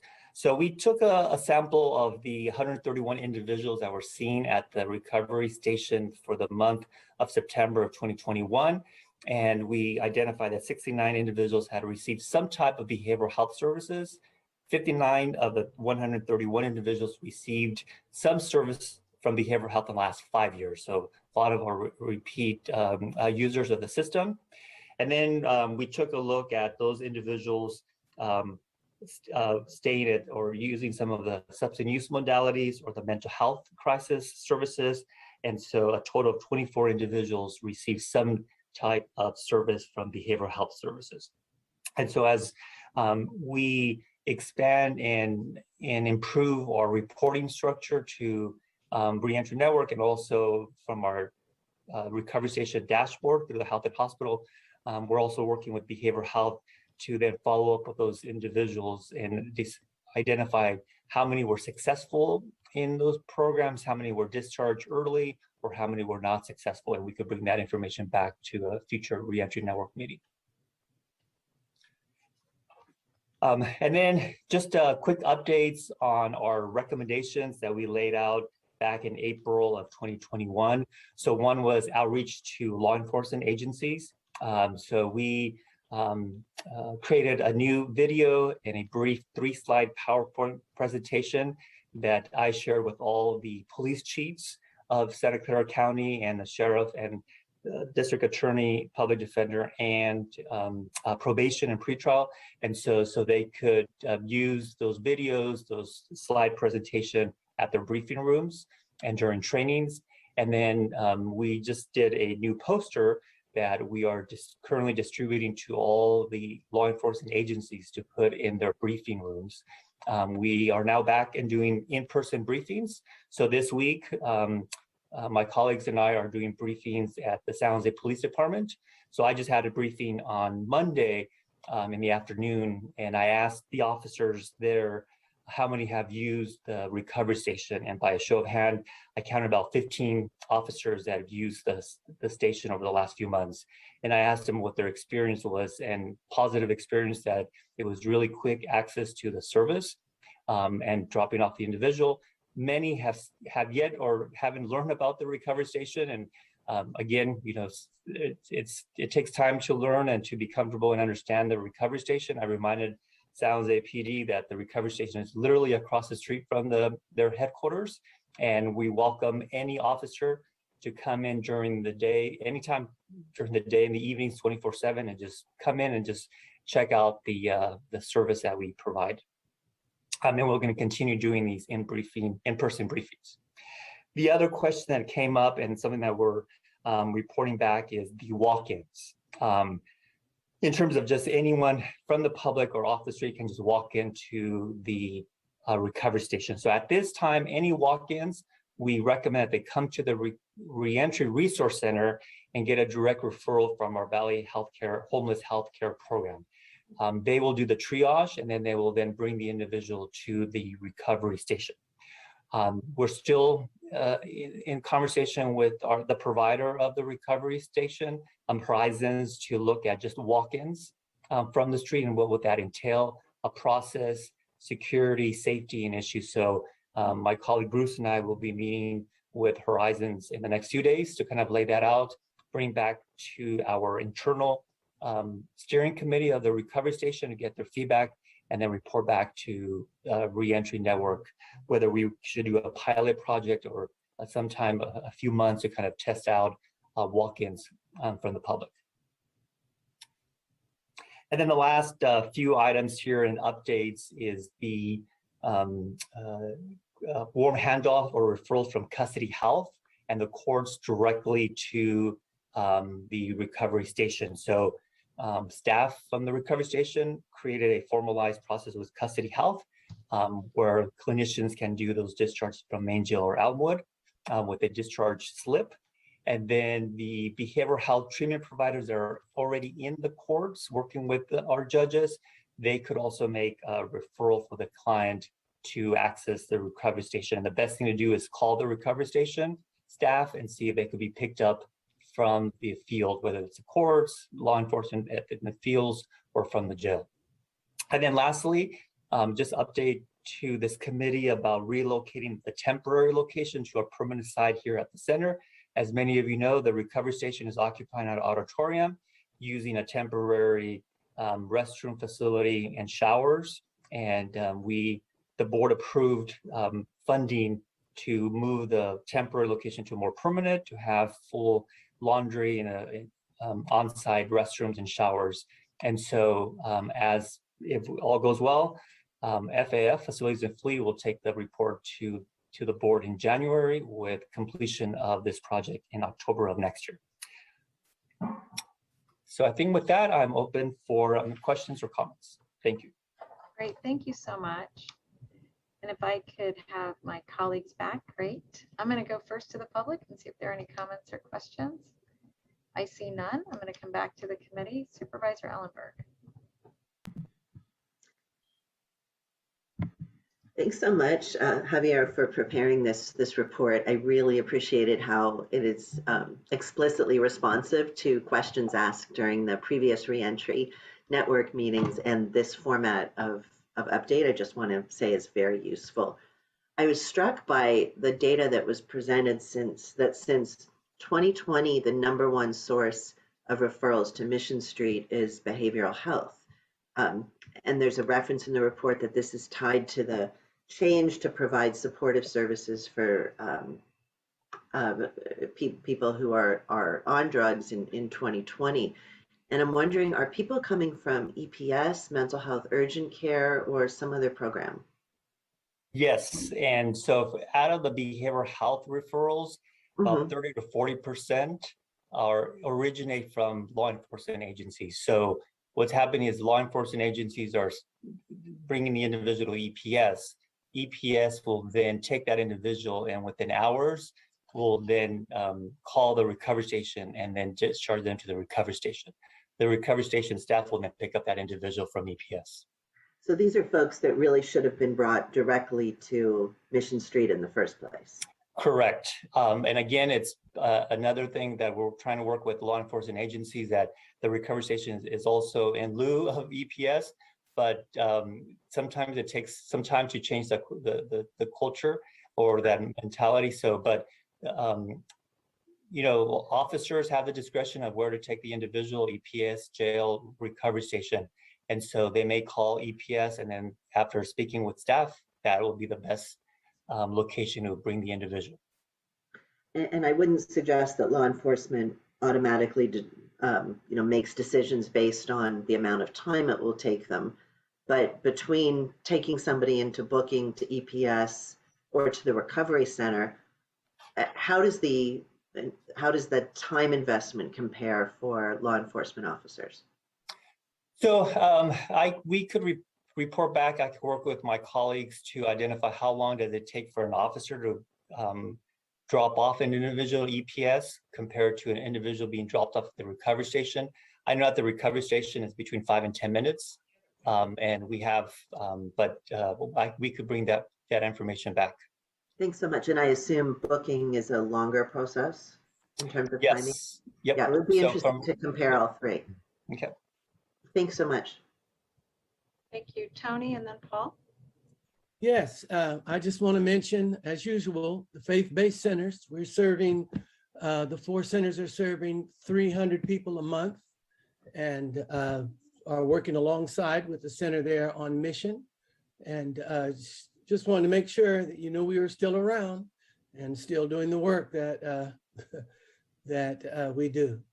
Thank you. Thank you, Pastor Williams. Paul? Hi, yeah, so I've been on these meetings for quite a while now, and I'm hearing over and over again that kind of the big impediment to why all these services aren't being accessed by all these needy people is either law enforcement's unwillingness to bring people to the recovery center, or just simply our ignorance about its existence or how it works, or that we just find it too inconvenient. And I've got to say that that's really not the case. First of all, for Director Aguirre, I really appreciate your outreach to the police department. I do think that was incredibly helpful.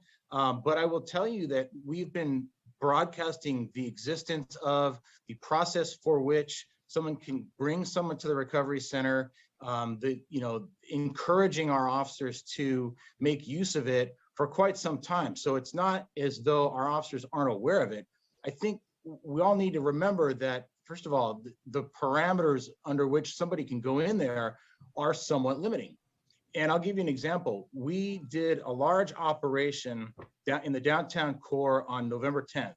We had not just officers from our street crimes unit, our mobile crisis assessment team, and patrol officers, but we brought out folks from County Behavioral Health Services, folks from the City Housing Department, representatives from the Veterans Affairs Unit. And the purpose of this was to work through the downtown core and provide whatever kind of outreach and service access that we possibly could. And my explicit direction to all of the participants in this was bring as many people as you can to the recovery center, because apparently it's very underutilized, and I don't want us to be the roadblock to all these services. They were only able to bring one person there. So you got to remember, these are mostly voluntary referrals. The people that we're arresting or the people that we're bringing to EPS are often not going to meet the guidelines by which someone can go to the recovery center. Believe me, nobody wants to find solutions to some of these difficult gray area type scenarios that police officers are constantly called upon to try to resolve than we do. We would very much like to bring as many people there and both connect them to the services so that they get the help they need and they're no longer the subject of police calls for services. But again, we can't take violent people. We can't take people that are actively suicidal or homicidal, which is most of the 5150s we take. And if people are going to EPS and then within a period of time after their arrival, the physicians there feel that they're an appropriate candidate for transfer to the recovery center, hey, that's terrific. But at the time they're arriving at EPS, I can assure you there's a reason we put them on a hold. They wouldn't have been appropriate to go to a non-secure facility at that time. We can't take people there who are in need of some sort of medical attention. We can't take people there that are so intoxicated that they are not able to care for themselves. So again, we would very much like to make as much use of this as we can. We are desperately trying to make as much use of this as we can. And I think Director Aguirre's suggestion about allowing walk-ins may just be the ticket. I mean, if in fact we are the impediment, then I don't want to be the impediment. Remove us as the impediment. Allow people to refer themselves there, and if they're not appropriate to come in, then they don't. But I've got to say that because I've heard for months now that we're the roadblock, and I really don't think that's the case. Chief Justice, let me respond first, Javier, and let me say this, that and just for my colleagues, part of the establishment of the sobering center, which is what it was initially called when we started down this path, came from conversations that I had with San Jose Police Department in particular and Chief Garcia specifically. The evolution of the center is one that part of the reason I wanted to talk about it today is that I do have concerns that the center isn't meeting the original needs that were outlined by our both our law enforcement partners and the community. One of the issues is walk-ins. We're going to have to address that. But to be perfectly frank, I talked to enough of your officers that it was really clear to me that the challenge is that not just you, Chief, not just the department, but we needed to do more refreshing for people of the center's availability, what it does and doesn't do. And as you know, your officers are responding to calls that are so varied and diverse that the refresh of training is just necessary, not just for you, but for all the departments. Because a number of people, even in the downtown, I talked to them and they were like, what? Sobering center. So I don't think that's you're doing something wrong or we're doing something right. I think we just need to accept these skill sets and knowledge. The knowledge base just needs to be refreshed. So that's kind of one issue. Again, not anybody's fault. It's just an issue.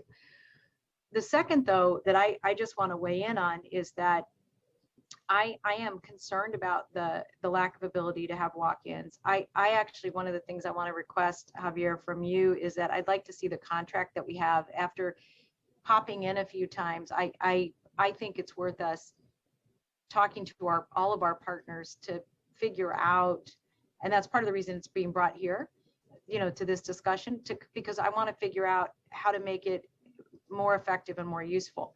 One of the reasons that people are coming from EPS to the center isn't because they went to the wrong location. It's because EPS, after doing an evaluation, they run out of time.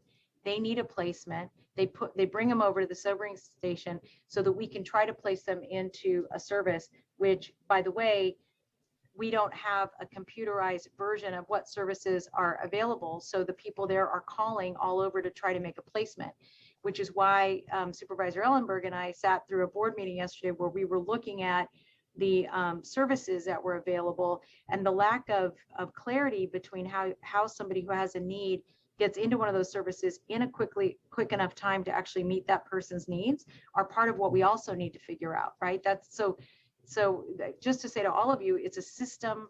There are lots of pieces of it that we need to work out. Let me just add one more thing. Not only are they going from EPS to the sobering station, then they are being sometimes put into a crisis stabilization unit while we're still trying to place them. So there's a lot of work that needs to be done here. And again, to me, this is the middle of a conversation that we need to have to right size the services and make them useful both to primarily to that person in need, but also to our partners, whether it's police, other mental health agencies, or frankly, even neighborhoods who are trying to find a place for someone to get help without them having to meet up with somebody in law enforcement. So all of the above is kind of why we're having this conversation. But I do appreciate the point you raise. And, again, just not to put too fine a point on it, but if you want to blame someone, blame Chief Garcia, because he's not here anymore. I'm just kidding. All right, Christine, and then Curtis.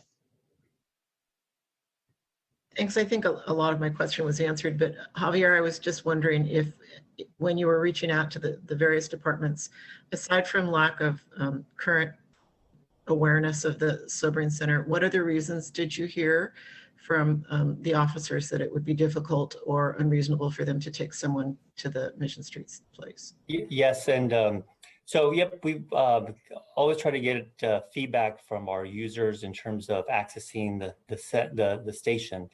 As we pivoted, as we added the mental health portion and folks that are under the influence of drugs, a lot of officers thought it was just the sobering piece of it and not the other two. So again, it's our work to, like Supervisor Chavez was like, educate and acknowledge that things are changing and we're adding the new services. So that was added in 2020. And then we really just relied on collateral information, but I'm very fortunate that we are now doing in-person briefings to respond to those questions. And so San Jose PD, we have, I think, 12 scheduled this week to do that. So that's, getting in front of them and saying, this is what we're doing. One thing that they were also interested, some of the officers that I did, is the utilizing the reentry resource center is also another place to drop off an individual. There are folks that are cycling in and out of the system. They know these individuals. And so something that we may want to consider too is offering the reentry resource center itself as a place for individuals to be dropped off. And lastly, I think it's also the follow through, is letting the officers know if they wish to know, so what happened to the client that I dropped off? What services that were linked? And I think that's something that we have to do a better job and circling back with those agencies. Let me add one other thing. I think the other problem, Christine, and again, I've heard this from many officers, is that because it's not mandatory for the person to stay there, that when they get dropped off, for an officer then to see them out again after they've already responded to a 311 or a 911 call is very disconcerting to them, because they're, yeah.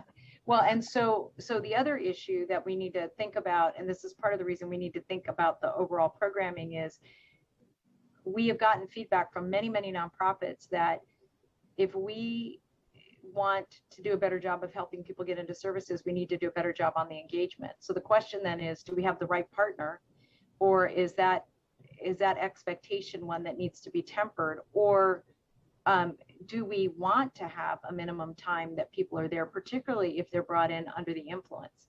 And all of those things need to be figured out, which is, again, as these questions pop up, these are all things that I want us to dive deeper into to better, again, to not have people fall through the cracks. Because I think for them to get another call that the person's out, or for them to see the person out, then to them, it's just, what's the point? And again, we need to do a better job of educating everybody that about what this particular facility can do. And I think Javier raises a really brilliant point, which is that the idea behind the reentry center is one that we've been doing it long enough that this is an opportunity for us to figure out what are the options and what are the opportunities that maybe we're not utilizing the center for as a whole. So I think that's a really good point. Thank you. Curtis? So I just wanted to comment on Paul's comments. I find his comments spot on. When I look at the patients that are brought into EPS by law enforcement that eventually make their way to the sobering center, I think those are appropriate referrals for two reasons. One is, as he mentioned, there's a group of clients that are either at the time not cooperative, not willing to go, too intoxicated, violent, and they need a period of stabilization before they can actually engage and be ready to be presented to the sobering center. So that's reason number one. Secondly, drug intoxication mimics mental illness a lot, and I wouldn't expect a patrol officer to make a distinction between what is drug intoxication and what is mental illness. So the psychiatrists and the staff at EPS make those determinations and sort those patients out appropriately. And when we find an individual who's cooperative and eligible for the sobering center, we send them. So I think that pathway is important. And to answer the previous question that you brought up, is it takes, for any given case, approximately 15 minutes for a law enforcement officer to drop a patient off at EPS. There's just a verbal report and the handover of the 5150 paperwork, and that's about it. Thank you. Judge Manley? Javier, I noticed in your slides, and maybe I didn't fully understand them, that of all of the individuals in September that were brought in, 31, I think it was, which was about 20% of the total, were actually connected to behavioral health services or whatever treatment they needed. Am I reading that correct, or do I understand it correctly?